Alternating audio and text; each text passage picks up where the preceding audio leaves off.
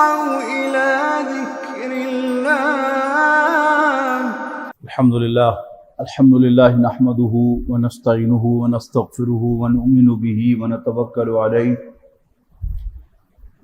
ونعوذ بالله من شرور أنفسنا ومن سيئات أعمالنا من يهده الله فلا مضل له ومن يضلله فلا هادي له ونشهد أن لا إله إلا الله وحده لا شريك له ونشهد أن سيدنا محمدا عبده ورسوله أرسله بالهدى ودين الحق ليظهره على الدين كله وكفى بالله شهيدا فصلى الله عليه وسلم تسليما كثيرا كثيرا أما بعد فأعوذ بالله من الشيطان الرجيم بسم الله الرحمن الرحيم والسماء ذات البروج واليوم الموعود وشاهد ومشهود قتل أصحاب الأخدود النار ذات الوقود إذ هم عليها قعود وهم على ما يفعلون بالمؤمنين شهود. محترم بزرگوں، دوستو، عزیزوں اور بھائیوں، قرآن مجید سے براہ راست نصیحت اخذ کرنے کا جو سلسلہ ہم نے ان اجتماعات جمعہ میں شروع کیا تھا، اس میں ہم نے سب سے پہلے سورہ فجر سے رہنمائی حاصل کرنے کی کوشش کی تھی، نصیحت حاصل کرنے کی کوشش کی تھی، اور پھر سورۃ الاعلیٰ سے نصیحت لینے کی کوشش کی. آج ہم انشاءاللہ سورۃ البروج سے اللہ تعالیٰ کی نصیحت لینے کی کوشش کریں گے، اور اس کی سرفیس پر جو نصیحت ہے اس کو حاصل کرنے، جذب کرنے، اسمیلیٹ کرنے کی کوشش کریں گے. اللہ تعالیٰ ہمیں اس کی توفیق عطا فرمائے. قرآن مجید کی یہ تمام صورتیں بالکل ابتدائی دور میں نازل ہوئی ہیں، اور مکہ مکرمہ میں ایک خاص ماحول ہے جس میں یہ صورتیں نازل ہو رہی ہیں. مکے کے ایک انتہائی بااعتماد، سچے اور اعلیٰ خاندان کے ایک نوجوان سے مراد میچور 40 ایئرز اولڈ نے دعویٰ کیا ہے کہ وہ اللہ کا رسول ہے، اللہ کی طرف سے بھیجا ہوا ہے، اور اس پر ایک کلام نازل ہو رہا ہے اللہ کی طرف سے جسے قرآن مجید کا نام دیا گیا ہے.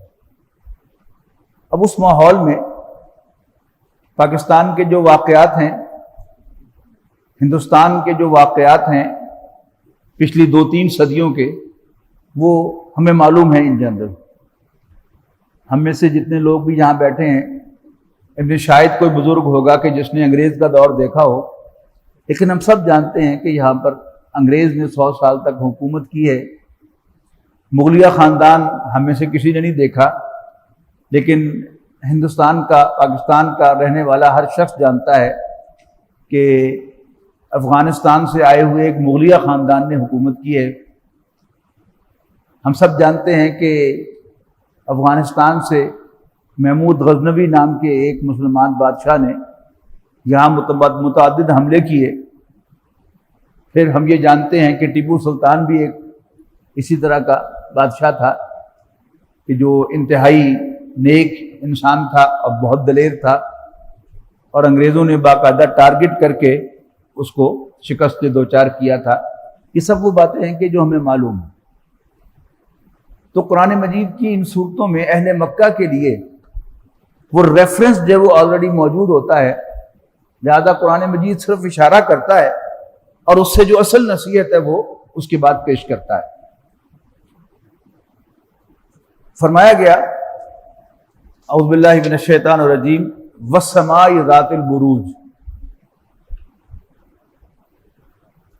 آسمان کی قسم جو برجوں والا ہے.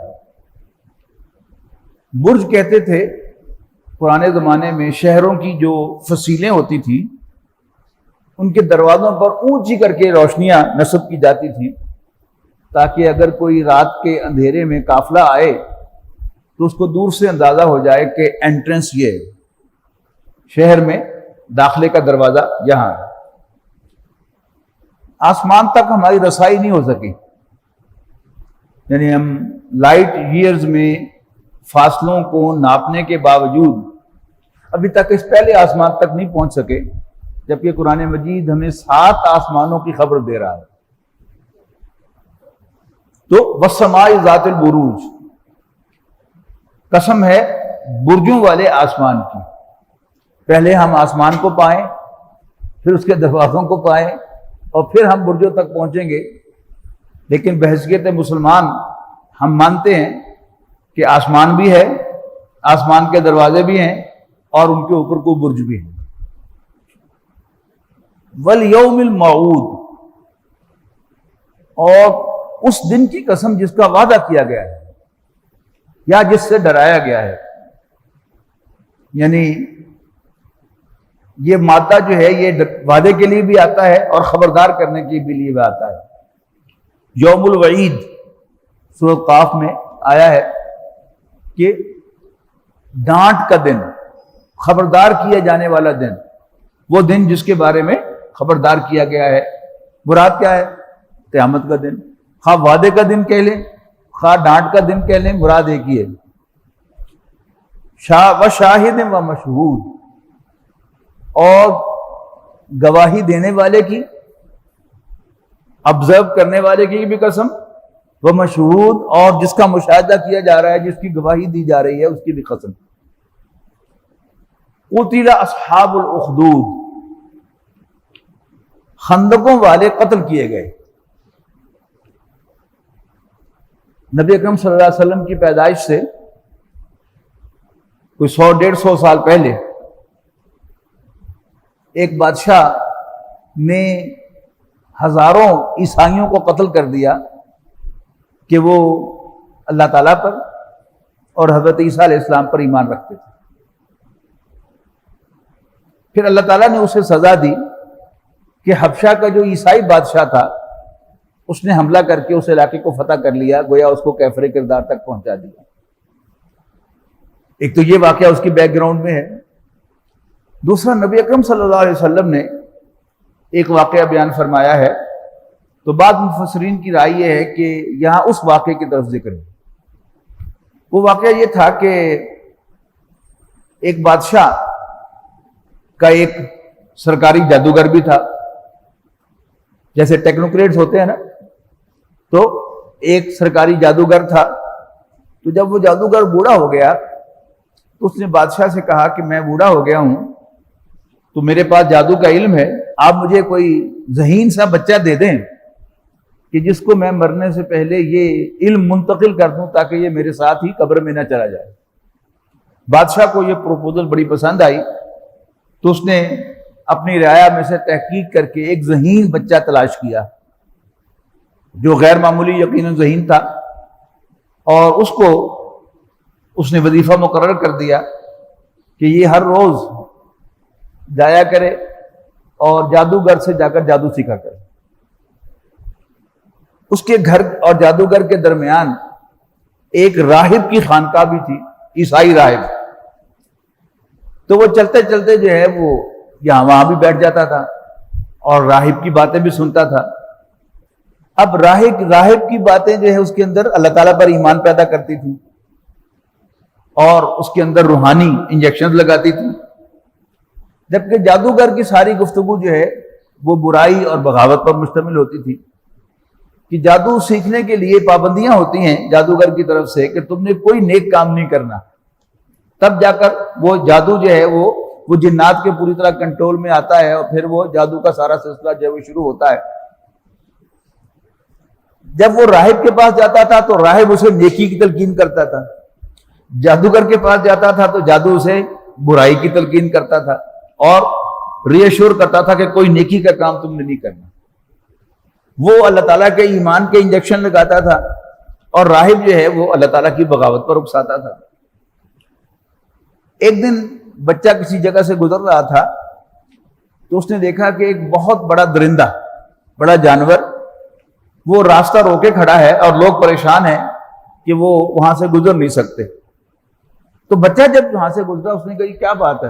لوگوں نے کہا کہ یہ ایک بہت بڑا جانور، ایک درندہ جو ہے وہ راستہ روک کے کھڑا ہے اور وہ گزرنے نہیں دے رہا۔ بچے کے دل میں آئی کہ آج میرے پاس موقع ہے کہ میں ٹیسٹ کر لوں کہ جادوگر کا دین صحیح ہے یا راہب کا دین صحیح ہے. تو اس نے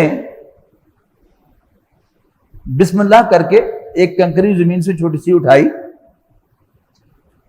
اور اس نے کہا کہ راہب کے رب کے نام سے میں اسے پھینکتا ہوں، اور اگر راہب سچا ہے تو یہ جانور مر جائے.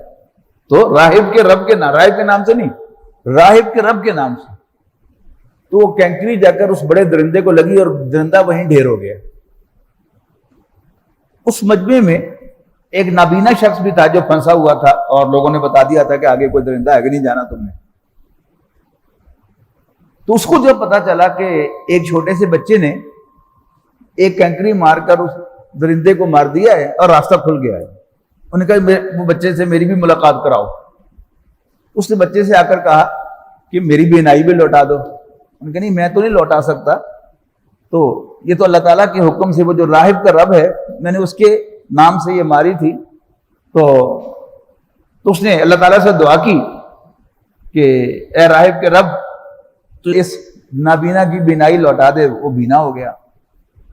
اب یہ خبر جو ہے وہ جنگل کی آگ کی طرح پورے شہر میں پھیل گئی کہ اس طرح واقعہ پیش آیا کہ ایک درندہ تھا اور ایک بچہ تھا، اور بچہ جو ہے بادشاہ کے علم میں بھی آ گیا کہ بچہ تو وہی تھا جو میرے وظیفے پر جاتا تھا راہب کے پاس. تو یہ الٹا کام اس نے کیا کیا ہے. تو اس نے اس نابینا کو تو بلا کر مروا دیا کہ یہ نشان ختم ہو جائے. درندہ تو مر گیا، لیکن وہ نابینا تو ایک زندہ نشان تھا نا، کہ جو لوگ پہلے سے اسے جانتے اور پہچانتے تھے کہ یہ نابینا ہے، اب وہ سب کے سامنے جو ہے وہ اپنی بینائی کے ساتھ، اپنی آنکھوں کے ساتھ گھوم پھر رہا ہوتا تو ایک زندہ نشان ہوتا کہ اس کی بینائی کیسے واپس آئی. تو بادشاہ بڑا ذہین تھا، اس نے اس کو تو فوراً مروا دیا.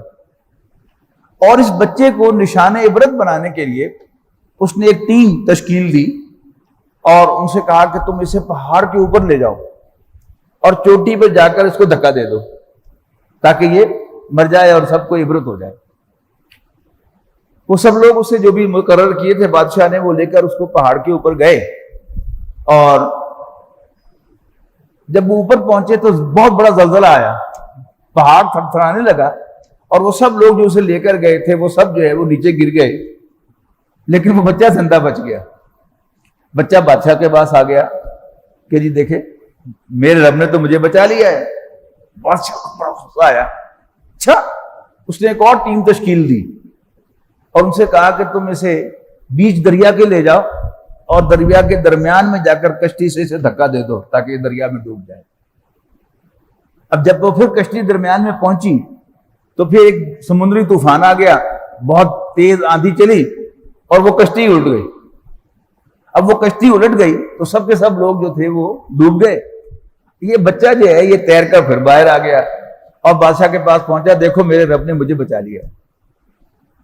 بادشاہ سے بڑے دانت پیسے اس نے کہا، بادشاہ سے کہا کہ تم مجھے مارنا چاہتے ہو؟ انہوں نے کہا میں تمہیں مارنا چاہتا ہوں. اس نے کہا یہ طریقہ اگر تمہیں میں بتا دوں تو عمل کرو گے اس پر؟ اس نے کہا ہاں. اس نے کہا کہ ایسے کرو کہ اپنی ساری رعایا کو جمع کرو اور مجھے اپنے سامنے کھڑا کر کے تو سب کے سامنے کہو تیر لے کر ہاتھ میں کہ اس بچے کے رب کے نام سے تیر چلاتا ہوں، پھر تیرا تیر مجھے لگے گا اور پھر میں اس دنیا سے چلا جاؤں گا. اب بادشاہ کو وہ بھوت سوار تھا کہ بچے کو میں نے مارنا ہے، تو اس نے اپنی رعایا کو جمع کیا اور ان کے سب کے سامنے تیر چلایا برب ھذا الغلام، کہ میں اس بچے کے رب کے نام سے تیر چلاتا ہوں. وہ تیر بچے کو لگا اور بچہ شہید ہو گیا. اب جتنی بھی رعایا وہاں اکٹھی تھی بیک زبان ان سب کو سب پکار اٹھے، آمنا برب ھذا الغلام، ہم اس بچے کے رب پر ایمان لاتے ہیں. اب بادشاہ کو بڑا غصہ آیا. اس نے کہا کہ یہ تم نے کیا حرکت کی ہے؟ عوام سے کہا کہ اب تمہیں اس ایمان سے تائب ہونا پڑے گا ورنہ میں تمہیں آگ میں جلا دوں گا. تو اس نے بڑی بڑی خندقیں کھودی، گڑھے کھودے اور ان میں آگ جھونکی اور کہا کہ یا اس آگ میں آگ چھلانگ لگا دو اور یا اس ایمان سے تائب ہو جاؤ جو تم بچے کے رب پر ایمان لائے ہو. تو آتا ہے کہ وہاں ہزاروں لوگ جو تھے انہوں نے کہا کہ جی ہم اس کا انکار تو نہیں کر سکتے بچے کے رب کا جو ہمارا بھی رب ہے اس کا ہم انکار تو نہیں کر سکتے، تو ہمیں جلانا ہے تو جلا دو۔ تو نبی اکرم صلی اللہ علیہ وسلم نے فرمایا کہ ایک خاتون جس کی گود میں ایک بالکل شیر خوار بچہ تھا، اب وہ بھی انکار کر کے کہ جی ہم اس کا انکار نہیں کریں گے اپنے رب کا، تو وہ آگ میں کودنے لگی تو اس کو تھوڑی سی ہچکچاہٹ ہوئی۔ ماں کی مامتا ہے نا کہ وہ خود تو کودتی ہے لیکن یہ اس کو برداشت نہیں ہوتا کہ میرا بچہ جو ہے یہ آگ میں کود جائے، تو اس بچے نے کہا کہ ماں جلدی کر، ہچکٹا مت، جنت تیرا انتظار کر رہی ہے۔ تو اس ماں نے بھی اس آگ کے اندر جو ہے وہ چھلانگ لگا دی۔ تو ایک خیال یہ ہے مفسرین کا کہ نبی اکرم صلی اللہ علیہ وسلم نے وہ واقعہ جو بیان کیا ہے وہ اصل میں اسی کی طرف اشارہ ہے۔ وہ بات میں نے عرض کی کہ یعنی ایک خاص علاقے کے اندر، ایک خاص ماحول کے اندر کچھ باتیں جانی پہچانی ہوتی ہیں اور ان کی طرف صرف اشارہ ہوتا ہے، اور ان دونوں روایات کو آپ ملا لیں تو پھر یہی وہ شخص ہوگا کہ شاید جس پر حبشہ کے عیسائی بادشاہ نے حملہ کیا اور پھر اس کی حکومت کا نام و نشان مٹا دیا۔ یہ کیا ہے؟ یہ اللہ تعالیٰ کے بندوبست ہیں۔ تو فرمایا وَالسَّمَاءِ ذَاتِ الْبُرُوجِ وَالْيَوْمِ الْمَوْعُودِ وَشَاهِدٍ وَمَشْهُودٍ، برجوں والے آسمان کی قسم اور اس دن کی قسم جس سے ڈرایا گیا ہے، جس کا وعدہ کیا گیا ہے، وَشَاهِدٍ وَمَشْهُودٍ، اور دیکھنے، یعنی شاہدہ یشہد کی معنی ہے موجود ہونا، شاہد پریزنٹ، اس کا الٹ ہے غائب کہ جو غیر موجود ہو، پریزنٹ نہ ہو۔ تو شاہدن جو اس سارے سین کا مشاہدہ کر رہا تھا، وہ مشہود اور جس پر گواہی دی گئی تھی۔ قتل اصحاب الاخدود، قتل کیے گئے خندقوں والے،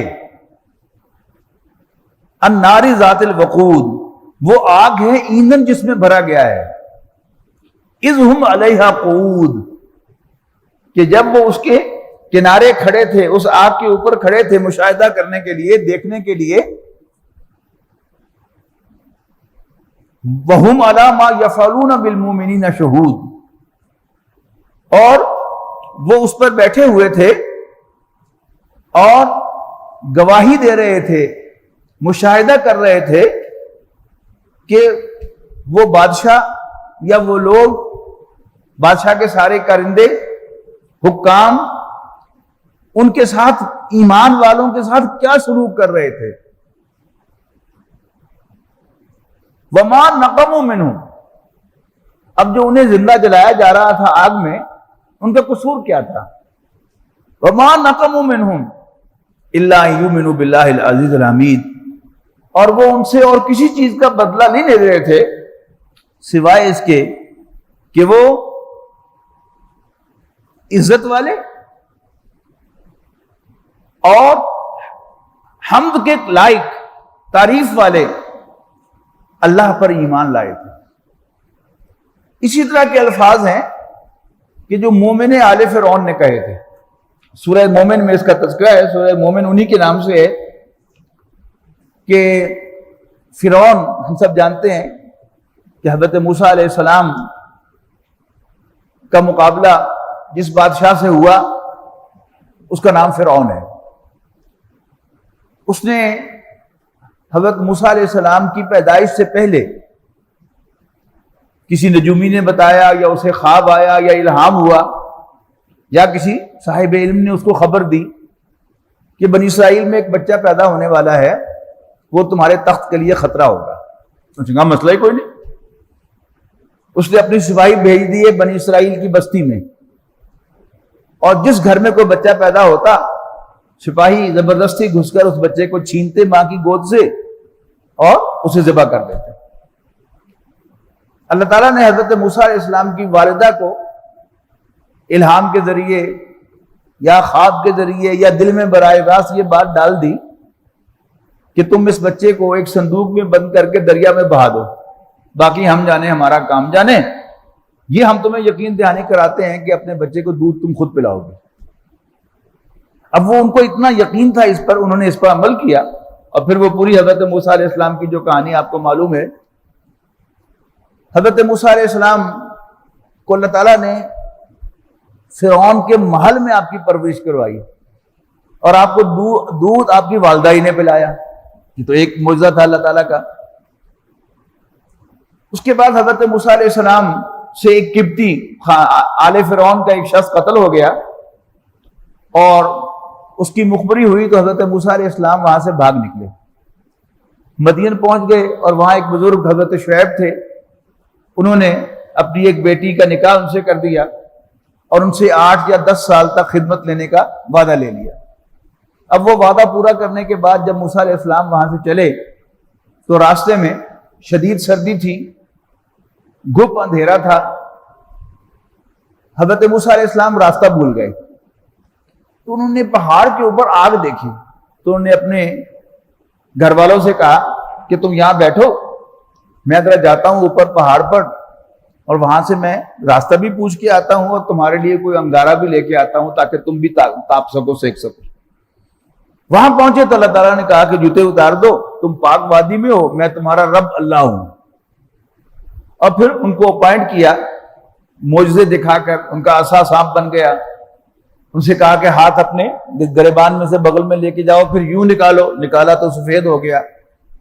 تو کہا گیا کہ یہ دونوں میری نشانیاں لے کر فرعون کے پاس جاؤ، وہ سرکش ہو رہا ہے، اسے خبردار کرو، ڈراؤ، اللہ کے ایمان کی دعوت دو اور اس سے کہو کہ بنی اسرائیل کو تمہارے ساتھ بھیج دو۔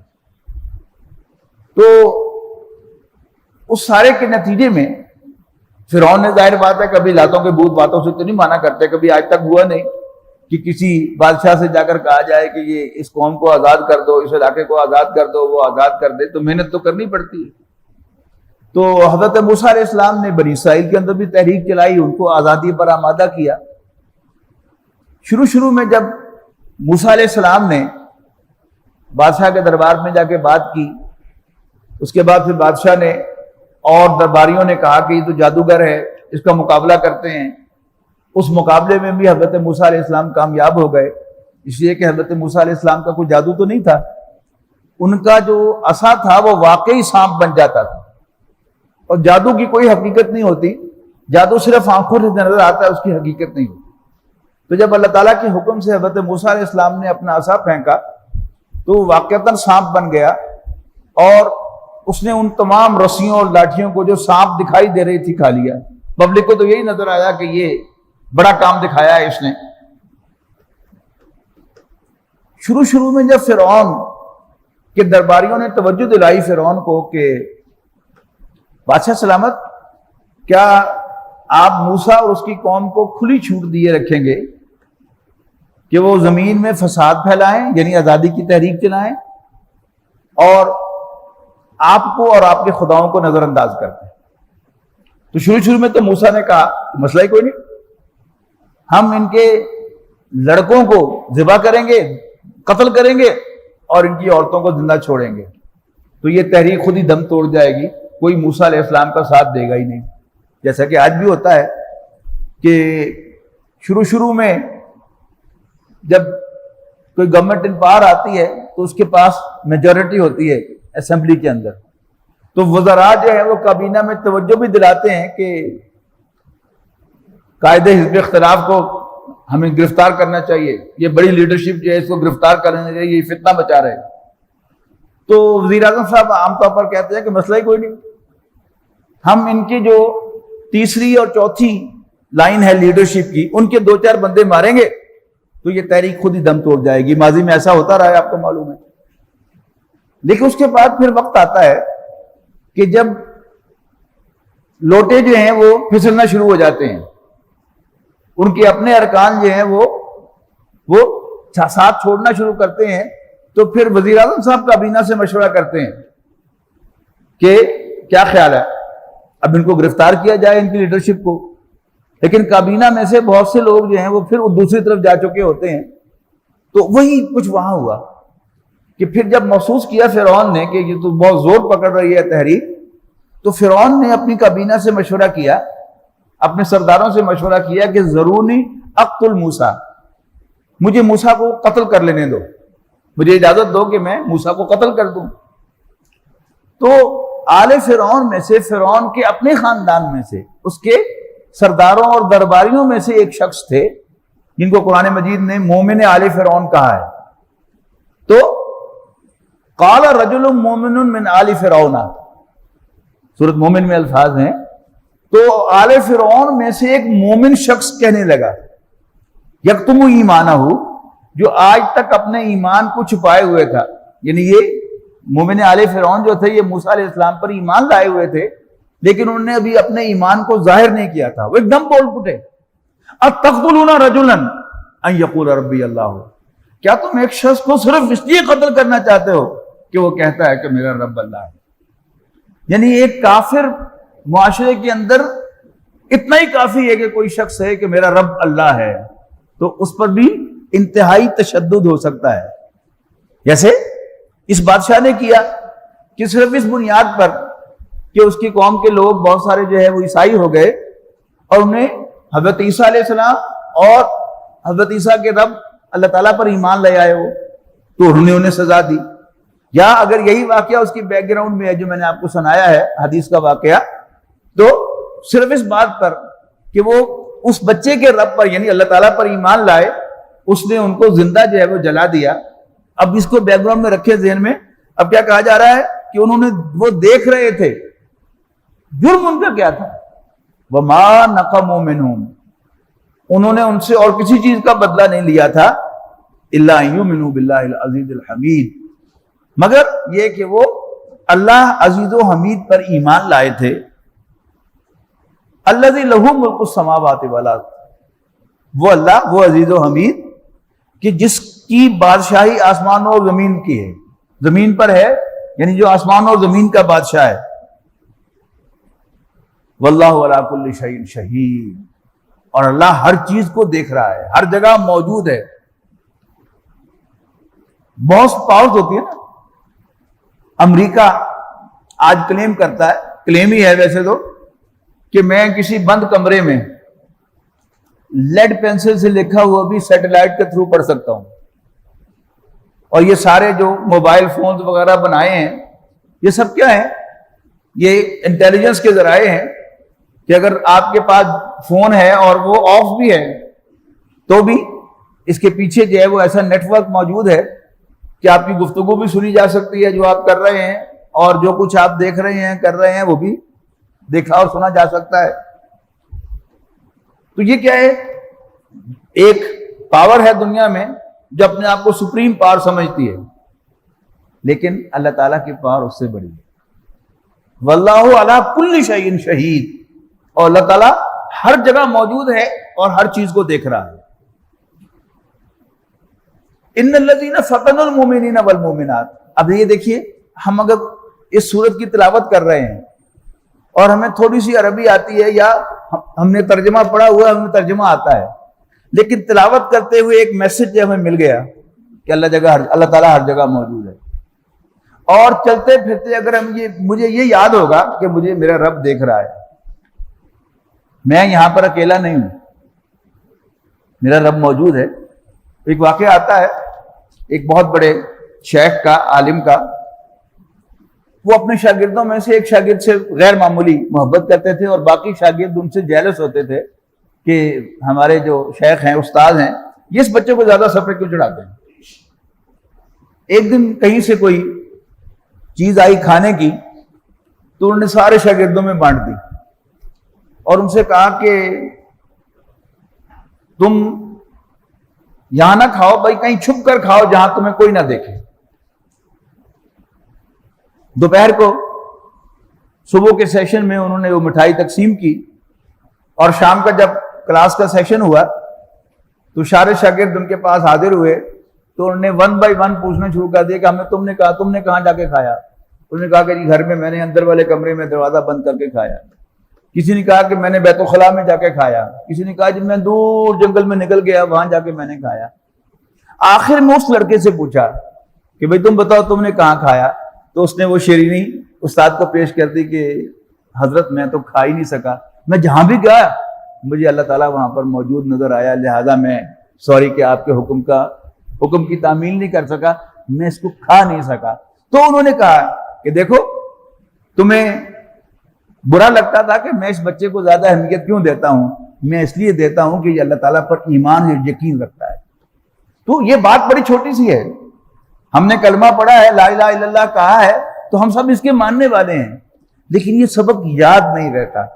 تو قرآن مجید سے نصیحت حاصل کرنے کا مطلب کیا ہے کہ جب امام نماز میں یہ سورت تلاوت کرے اور اتنی سی ایک جملہ واللہ ولا کل شیء شہید اور اللہ تعالیٰ ہر جگہ موجود ہے، ہر چیز کو دیکھ رہا ہے، یہ میسج اگر ہم نماز کے اندر سنیں گے تو پھر ایک ریمائنڈر ہمیں مل جائے گا کہ اللہ موجود ہے. تو کیا جب شام تک، رات سوتے تک، یا ہفتے تک، یا 10 دن تک یہ بات ہمیں یاد رہے کہ اللہ دیکھ رہا ہے، اللہ تعالیٰ ہر جگہ موجود ہے.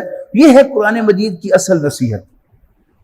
پھر صبح فجر کی نماز میں پھر آپ نے امام صاحب نے کوئی تلاوت کی، پھر آپ کو ایک نیا میسج مل گیا.